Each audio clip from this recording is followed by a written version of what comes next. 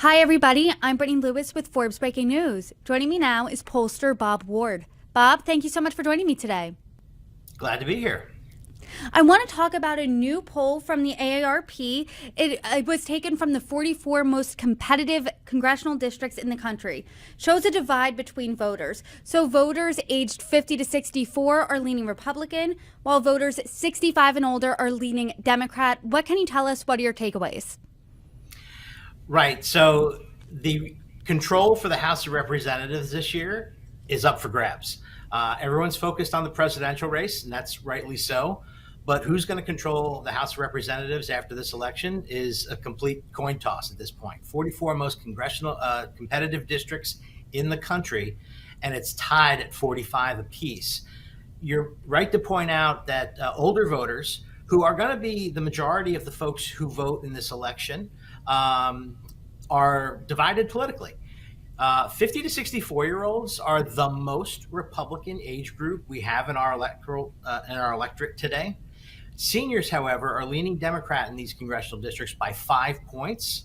And I think what you're seeing here is a demographic evolution. If you think of who the seniors are today, those who are age 65 and older, there's only about 5 more years of baby boomers who haven't hit age 65 yet. These are folks who grew up and became politically aware in the late 60s and 70s, Vietnam War, civil rights. They've leaned more Democratic throughout their lives, and now they're in this 65-year-old age group. The folks behind them, those aged 50 to 64, they became politically aware under Ronald Reagan. They've been more conservative their whole lives. So there are certainly things that happen at your life stage that influences your politics, but there's also things that happen early in your lives that stick with you throughout. And that's what we're seeing here. Today's seniors are a little bit more Democratic than we've seen in election cycles in the past. I do want to first talk about the congressional districts here. How did you determine that these are the 44 most competitive ones, A?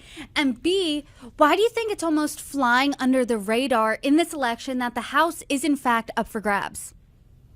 Well, so the way we would determine which are the most competitive, there is a political handicapper. The Cook Political Report, Charlie Cook and his team spend lots of time analyzing all of the races. They look at past electoral vote.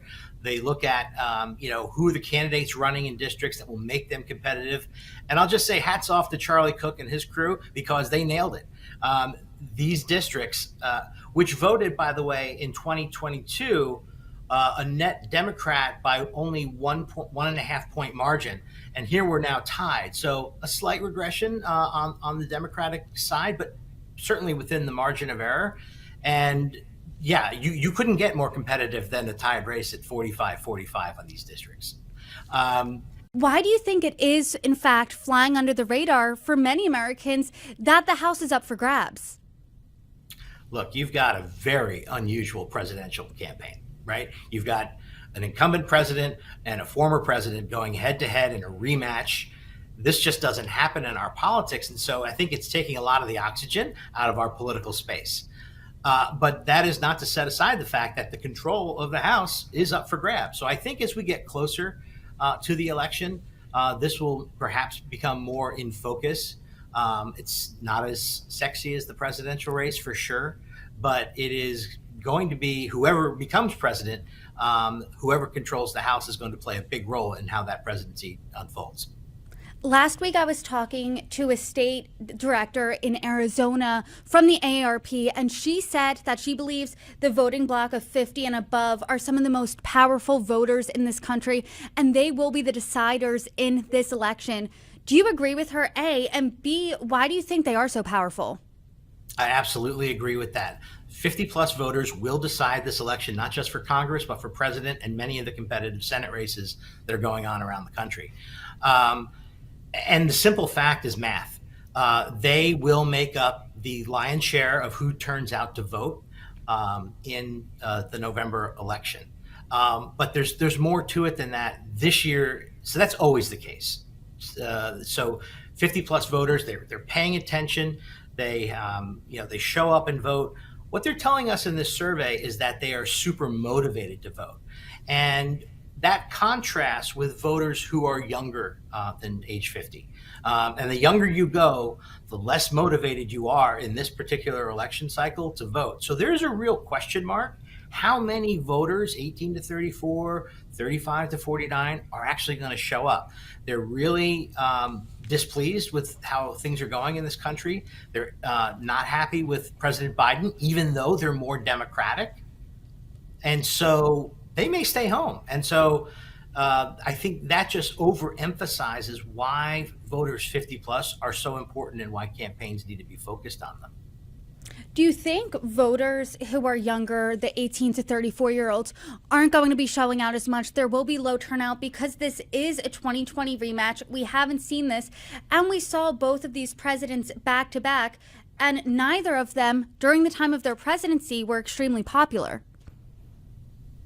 That's right. And the voters who are 18 to 34, as I said, are the most Democratic voters across all age groups.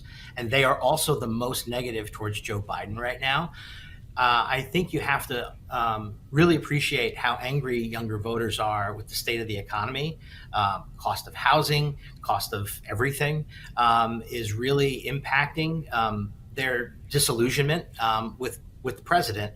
And when you're disillusioned and you don't have an outlet, it's not like these folks who are Democrats are going to vote for Donald Trump. We are seeing, when we add Robert Kennedy to the ballot, that these voters have, an appeal there, and some will vote for him. Robert Kennedy won't be on the ballot in every state, and it's still a question mark how many state ballots he'll be on. So there's a real high probability that many of these younger voters who are disillusioned are just going to stay home, and that'll be, overemphasizing again the importance of older voters who will show up, but it'll also hurt Democrats if those voters don't show up, because right now other Democrats running for Congress, Democrats running for Senate, aren't getting the same negative headwinds among these voters that the president is. So you touched on it a little bit, but let's go back to the presidential race, because in a head-to-head matchup in these 44 most competitive congressional districts, Donald Trump is beating Joe Biden 47 to 45. So what are your main takeaways here? So my main takeaways are, I want to look back to 2020 to see how the presidential race happened in these 44 congressional districts. Biden won them by 4.2%. And so now Trump is ahead in the head-to-head by 2 points. He's ahead by 5 points in the multi-candidate field. That shows me that there's been a huge erosion in support for Biden from how these districts voted 4 years ago.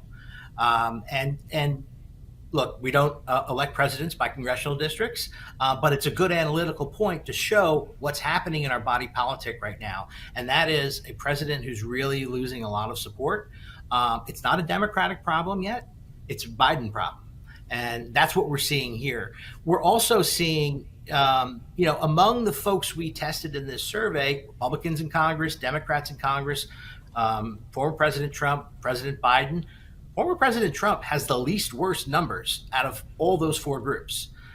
He has an approval rating of 50% in these competitive districts. Whereas Joe Biden has a disapproval rating of 61%.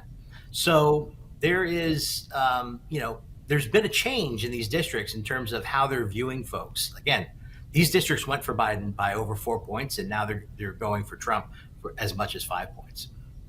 I do want to talk about why you think you're seeing this popularity for Donald Trump. A, are you surprised? And B, because if we remember, Donald Trump during his presidency wasn't a widely popular president. He left office after January 6th and the blowback from that, and he's facing dozens of legal challenges.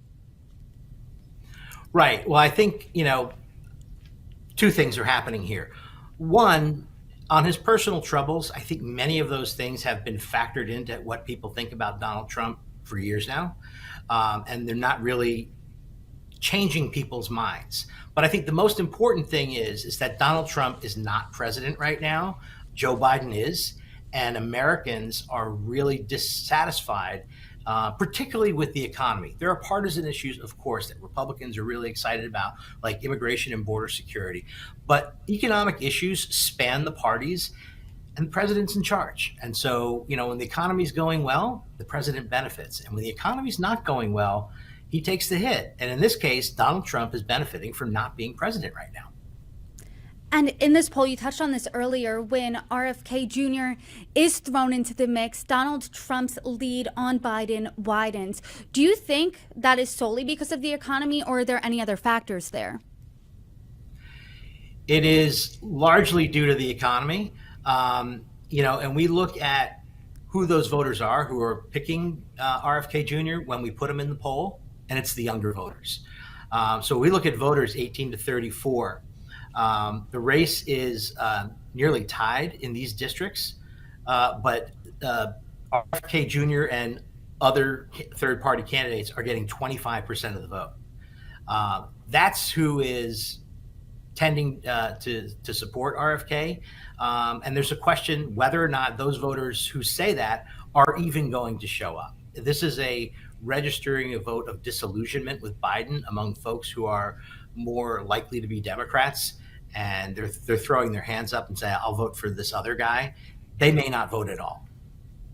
As you mentioned earlier, this is the most unique presidential race because the two candidates, A, it's a sequel of 2020, and B, we have just seen them both serve as president, and now voters have the opportunity to really compare terms. So knowing that, there's a debate upcoming this week. Do you think that debate's going to have an outsized impact on voters because there aren't really surprises when it comes to these candidates since we know them so well?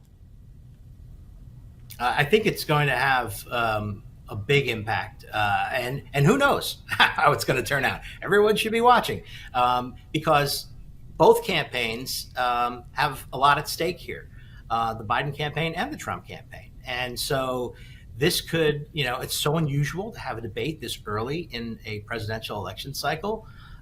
It really could either solidify where things are now or just throw things up in the air, depending on how the candidates perform. And people will be watching that. There are certainly questions about that. But as they speak, I should say, based on the numbers that I've seen, they ought to be talking to the older voters out there.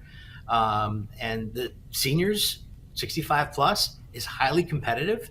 And issues like Social Security, family caregiving, these are the things that we ought to be hearing about in this debate for these candidates who know these voters are going to show up. That's a really interesting point. Do you think both candidates here are missing the mark when it comes to older voters? Because when you're listening to these campaign speeches, when you're hearing the stump speeches, watching the campaign ads, you're not really hearing much on Social Security, family caregiving. It's very dominant on democracy, as well as the economy, as well as immigration. So what are your thoughts on that? Well, I think Social Security is an economic issue, and it's an economic issue particularly among voters who are 65 plus. Yes, voters who are slightly younger than that who want Social Security to be there when they retire. But those retirees now, and again, it's highly competitive among the 65 plus age group. Yes, I think they should be talking about it more. Both campaigns should be talking about it more. This is an issue that is, we asked in our survey, what role will Social Security, play in your retirement income? 55% said, voters 50 plus said Social Security is going to play a major source in my income, or either currently is or will. It's 64% among voters who are 65 plus, and those are the folks who are receiving Social Security. It's a big issue to most seniors. And if you're not talking about that, and the economy is the number one issue, you're really missing an opportunity. Bob, aside from the presidential debate that's coming up this week, between now and November, as a pollster, what are you looking out for?